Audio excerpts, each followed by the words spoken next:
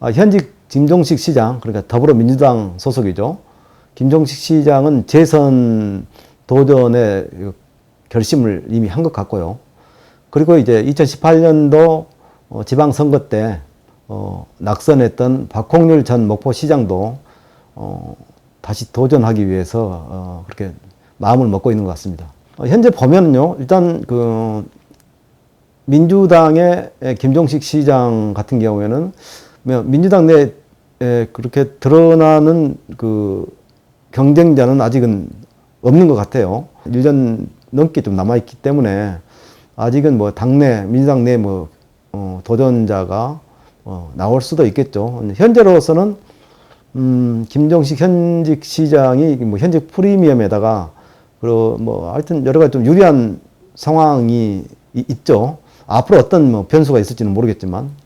그리고 현재 또 박홍률 전 시장은 지금 열린민주당 소속이죠. 그래서 열린민주당과 민주당이 내년 3월 대선을 앞두고 통합이 될지 아니면 안 될지 그건 모르겠습니다.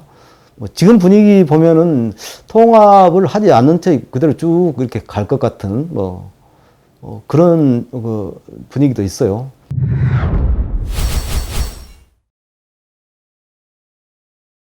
만약에 통합이 되면, 즉 열린민주당하고 민주당이 통합이 되면 당내 경선을 해야 되죠. 그러니까 박홍률, 김종식 이 두 사람이 경선에서 맞붙을 가능성은 있죠. 근데 그 가능성도 제가 보기에는 저는 한 50% 정도로 봐요. 당내, 그러니까 박홍률 전 시장하고 김종식 현 시장이 당내 경선에서 대결할 가능성을 50%로 봐요. 그 이유는 이렇습니다.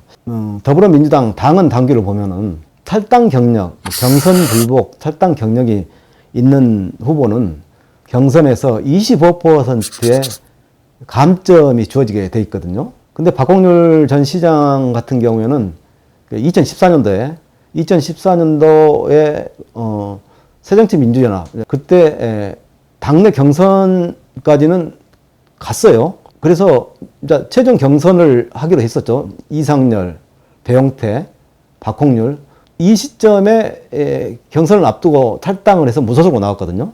그래서 새정치민주연합의 이상열 후보를 누르고 무소속으로 당선이 됐었죠. 3만 5천 표 정도 얻었는데 3만 1천 표를 얻은 이상열 후보를 4천 표 차이로 앞서서 그 4천 표 차이로 당선이 됐죠. 근데 그 당시에 변수가 하나 있었어요. 홍영기 후보가 무소속으로 나왔었죠. 서울경찰청장을 했던 홍영기 후보가 무소속으로 나와서 18,000표를 얻었어요.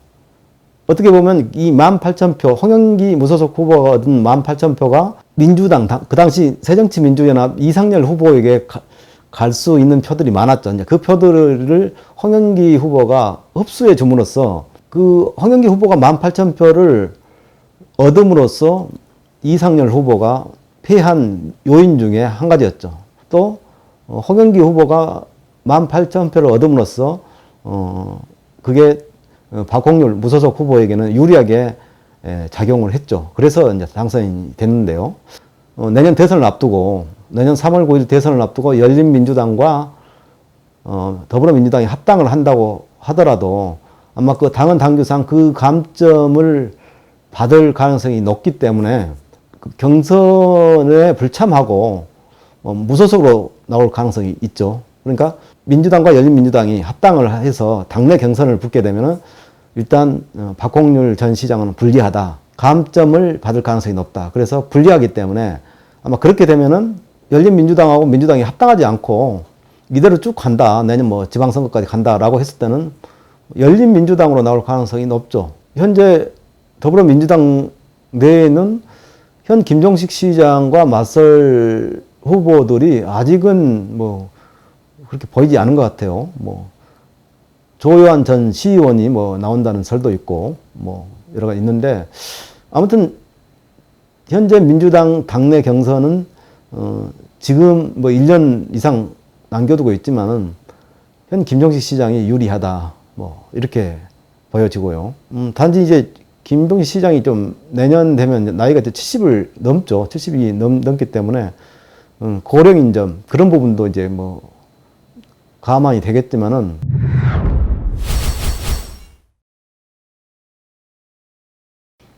작년에 치러졌던 국회의원 선거, 목포 총선을 좀 그 과정을 우리가 다시 한번 볼 필요가 있습니다. 일단 김종식 시장은 뭐 더불어민주당이기 때문에 현재 뭐 김원희 의원을 내심 밀 수밖에 없었고 밀었겠죠, 당연히. 특히 뭐 우기정 예비 후보랑 뭐 같이 뭐 김원희 경선을 통해서 이제 본인 경선에서 우기정 후보를 뭐 누르고 어찌됐든 뭐 논란은 있었지만 누르고 본인이 경선을 통과해서 뭐 작년 4월 총선에서 이제 박지원 민생당 후보를 누르고 당선이 됐으니까 뭐 특별한 뭐 저기 문제는 없겠죠. 박홍률 시장 쪽에서는 처음에 민주당 경선 때는 굉장히 우기정 후보한테 우호적이었어요. 그러니까 우기정 후보를 내심 좀 아무튼 그런 분위기가 있었어요. 근데 이제 우기정 떨어지고 경선에 떨어지고 이제 김원희가 이제 공천을 받았지 않습니까? 민주당에서. 근데 그 시점에 이제 3월 초였죠. 작년 3월 초에 이제 손혜원 의원이 주도하는 열린민주당이 창당되면서 박홍률 전 시장은 열린민주당 최고위원이 되고 뭐 열린민주당으로 이제 당적을 변경했었죠. 그랬는데 본선의 선거가 치러지는데 열린민주당은 이제 후보를 내지 지역구 후보를 안 냈지 않습니까? 근데 박홍률의 사람들, 그러니까 뭐 향후에나 아니면 박홍률 전 시장을 조직이라고 한 사람들이 어디로 갔냐 하면 민생당 박지원 후보를 많이 도왔거든요. 뭐 전부는 아니겠지만 아무튼 박지원 후보 쪽에 가서 많이 지원을 하고 그 선거운동을 했어요. 좀 이상하지 않습니까? 그리고 이제 박지원 후보는 떨어졌고 낙선했고 목포를 떠나서 뭐 지금은 국정원장으로 있지 않습니까? 열린민주당하고 합당을 하든지 안 하든지 간에 이제 김원희 국회의원 입장에서는 뭐 박홍률 전 시장하고는 서로 뭐 채권 채무 관계가 없죠. 서로 뭐 그러니까 김원희가 당선되는데 뭐 박홍률 시장 쪽 사람들이나 박홍률 시장이 도왔다고 생각하지 않기 때문에 또 당도 다르고 뭐 서로 간에 뭐 빚진 게 없는 거죠. 한마디로 빚진 게 없는데 어찌됐든 김원희 국회의원 입장에서는 김종식 시장에 대해서는 좀 자신 경선 과정에서 어찌됐든 뭐 마음적으로든 어떤 식으로든 자기를 밀었던 것에 대한 어떤 그런 관계가 있죠.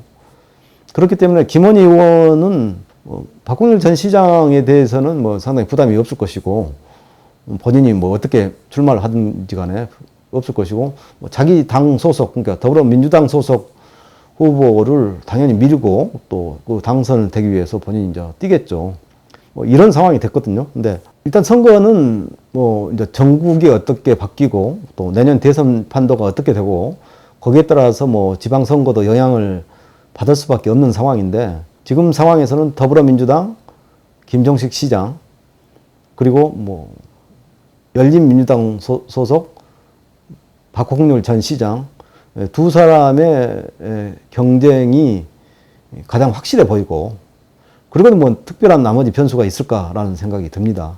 이런 정보를 좀 알고 있어야지만이 그러니까 지난 총선 때 박홍률 전 시장과 김종식 현 시장은 어떤 위치에 있었고 어떻게 움직였냐 이런 것들 우리가 좀 알면은 앞으로 내년 있을 시장 선거 판도가 어떤 식으로 전개되겠다, 양상이 어떻게 전개되겠다 이걸 좀 우리가 예측을 할 수 있지 않겠습니까? 이상 마치겠습니다.